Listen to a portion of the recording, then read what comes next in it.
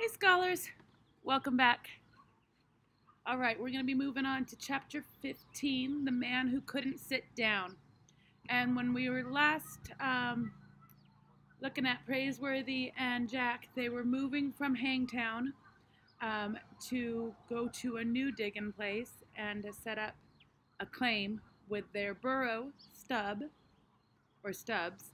and they were just saying goodbye to all of their friends and they were on their way. All right, The Man Who Couldn't Sit Down.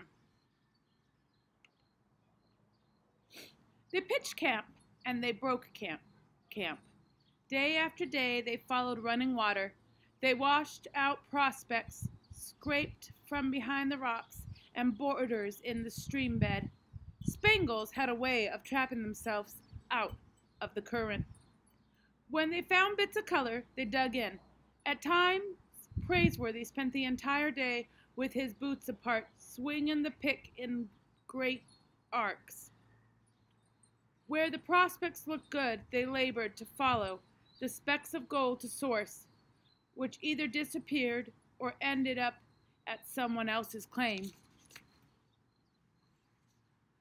Where the fleas were bad at night, they struck a lit candle in the door of the tent, and in the morning Jack would count the visitors to see whose gold pan had trapped the most. He kept track. "I'm ahead 82 dead varmints," he announced at the end of the first week of prospecting. "And I've got the live varmints' bites to prove it," Praiseworthy answered, scratching his back. The nights were long and hot. Yellow poppies had burst open on the hillsides like scatterings of fool's gold. Sometimes Jack would catch Praiseworthy gazing out over some distant view, as if it didn't matter if they ever got back to Boston. "Smell that air, partner," Praiseworthy would say, as if the mountain air had just been discovered. Pay dirt excluded them, but the next bend in the river might make their fortune. They met other prospectors every day, and at times there seemed to be more pack mules and burros in the hills than jackrabbits. After supper one night, Praiseworthy and Jack sat on the ground, their coffee fire, and a miner came along on a muleback. "Have a cup," said Praiseworthy, smoking one of the long 9 cigars he had taken a fancy to. "Can't stop," said the miner, as if he had a mouthful of gravel. A bandana was tied around his face, and one cheek was swelled out. "Got a powerful toothache. Much obliged anyhow." "Where you headed?" "Over to Shirttail Camp. I hear they got a tooth extractor up there." Jack pricked up his ears. Praiseworthy, lowering his eyebrows. Would his name be Higgins? "Doc Higgins, that's him." The miner gave his mule a small kick with the heels and was gone. Jack shook his head. "I hope I don't get a toothache. No, sir." "The impostor!" Praiseworthy snapped. "So that's where he ran off to. Cut-Eye Higgins, dentist of Shirttail Camp. No doubt he extracts teeth and the gold pouches at the same time." The days passed in sweat and hard labor. The two partners kept on the move, looking for a claim to stake. They passed from ravine to ravine. The findings were still slim. Still, Praiseworthy sang as he swung the pick, and Jack whistled a great deal. They got used to the sight of digger Indians. The women in bright calico dresses would come to the edge of the stream to pan in tightly woven baskets. The gold fever had passed no one by. "Oh, it ain't gold fever the diggins has got," a prospector told him. "The yellow stuff, that don't mean a thing to them. It's calico fever them ladies got. And the men, they got serape fever and the red sash fever. That's what they trade their dust for. Poor devils. They do like to dress up, don't they? Like a bunch of young'uns." Stubb caused them no trouble at all. As long as they treated him with respect due a mule. Slowly, Praiseworthy and Jack added dust to their gold pouches, but they were as far as ever from striking it rich. Here and there could be seen mounds of dirt and coyote holes where other miners had tried their luck.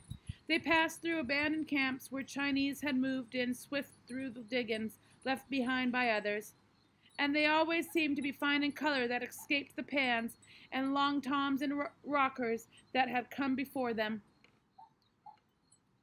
Jack had seen rockers made out of anything from provision boxes to hollowed-out logs.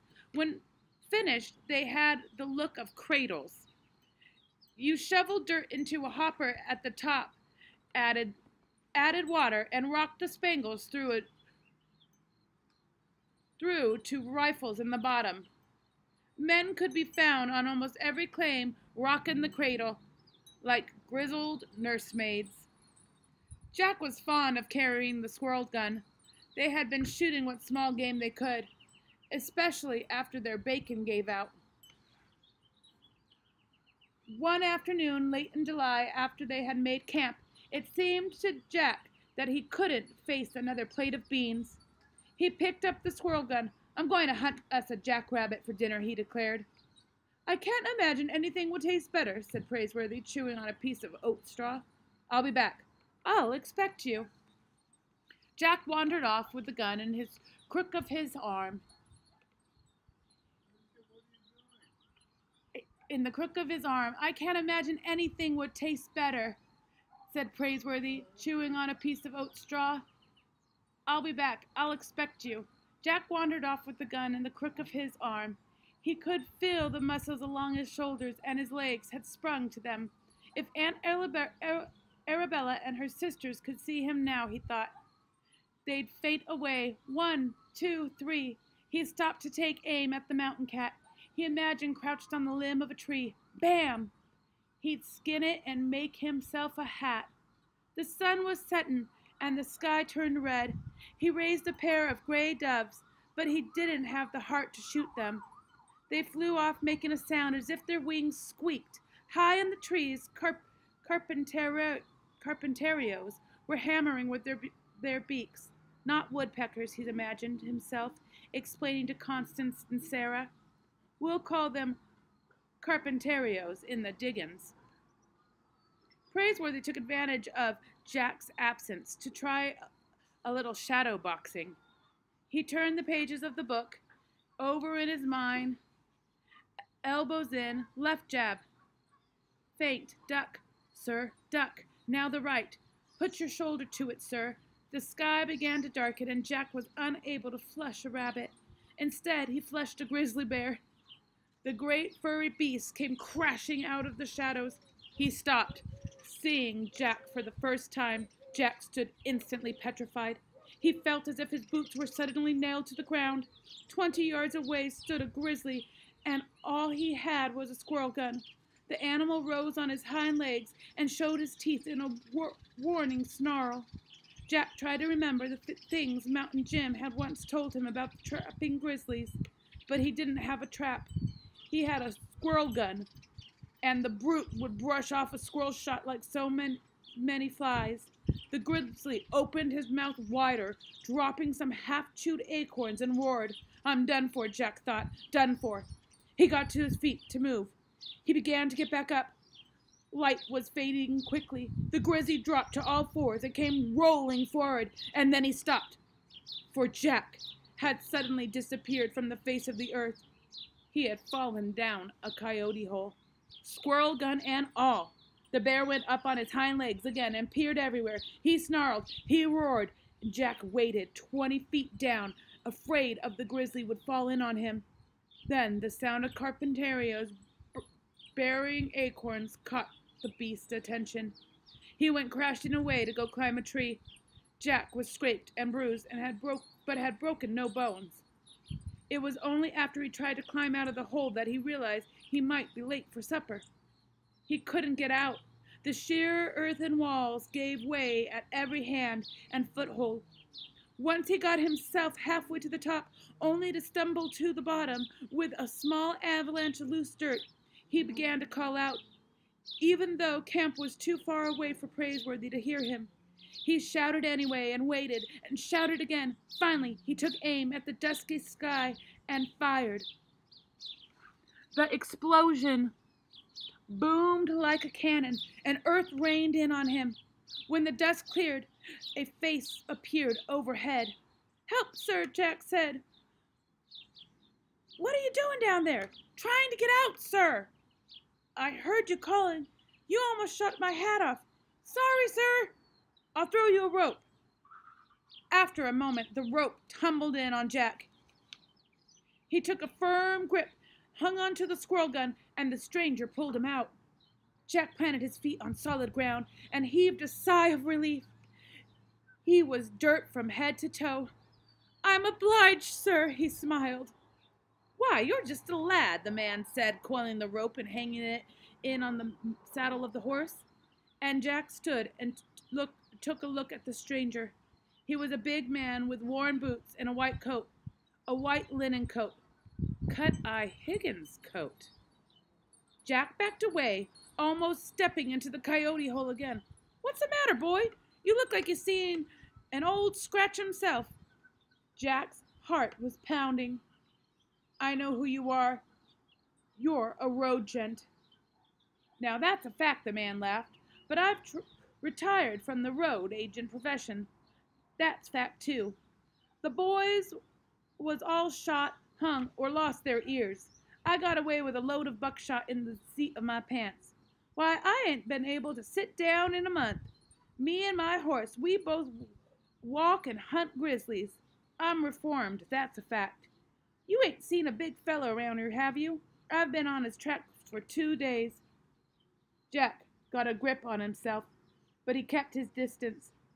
"I'll bet you're still out hunting for Dr. Buckbee's mine." "Mine? What mine is that, boy?" Jack blinked. Didn't he know? Hadn't he ripped open the lining of Cut-Eye Higgins' coat? Jack found himself leveling the squirrel gun. "You pointing that thing at me?" the reformed road agent laughed. "Yes, sir. Now, there's no way to treat your benefactor, is it? You stole that coat you're wearing, didn't you?" "I reckon I did. Belong to a friend of yours? Well, it gives me a bad conscience to wear this coat, although I was awful fond of it. I'd appreciate it if you give it back. Anyways, was too tight on me anyway." He peeled off the linen coat and threw it towards Jack. Jack let it lay on the ground, even though he could hardly wait to get his hands on it. The map must still be sewn up in the lining. The man took the halter off his horse. "Now, if you'll just let me walk away without shooting," he smiled, "I'll be obliged." "Sure you ain't seen a grizzly around? With the price they're paying for bear steaks, he's almost worth his weight in gold." "He just left," said Jack. "Then I'll be going." The ex-highwayman started away, and then he turned with a final laugh. "Boy, the next time I see you point that squirrel gun at a bad hombre like me, you really ought to trouble yourself to reload it first. Good luck, boy." Jack's face reddened under the layers of dust. He watched the man disappear through the trees. He was sorry he hadn't been more polite to his benefactor. "Thank you, sir," he called. Praiseworthy was getting up to look for his partner when Jack burst into camp. "Look what I've got." Praiseworthy peered at the white bundle Jack had made of the coat. "If that's a rabbit, I'll eat beans." "It's Cut-Eye Higgins' coat!" Jack quickly told of the meeting with the grizzly, falling into the coyote hole, and being pulled out by the reformed road agent. Just as quickly, Praiseworthy unclasped his knife and ripped open the lining. They laid upon every inch of the coat, and examined and re-examined it, and Jack's excitement died away. There was no map. There had never been a map sewn in the lining of the coat. "The scoundrel deceived us," Praiseworthy muttered. "He never lost the map to those highwaymen. It has no doubt taken him to Shirttail Camp, and he may not have located the mine even yet. Otherwise, he wouldn't even bother to pull teeth. But put some beans on to fry, partner Jack. First thing in the morning, we'll start out for Shirttail Camp." Could you imagine being almost mauled to death by a grizzly? Crazy. All right, I'll see you guys in chapter 16. The grave diggers. Dun dun dun.